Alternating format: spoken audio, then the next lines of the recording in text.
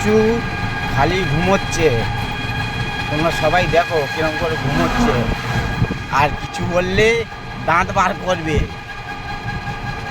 পুচু দাঁতটা দেখি, না বলছে। আর আমাদের বড় মাকে দেখো চুপচাপ করে বসে আছে। এখন হচ্ছে আমরা গাড়ি দিয়ে এলাম, গাড়ি দিয়ে এসে আবার যাচ্ছি বাইক আনতে, বাইক নিয়ে বাড়ি যাব।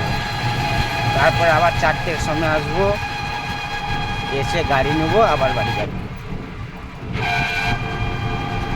প্রচুর চান হয়ে গেছে, খাওয়া হয়েছে, বাড়ি গিয়ে কি খাবে জোরে বলো, জোরে জোরে।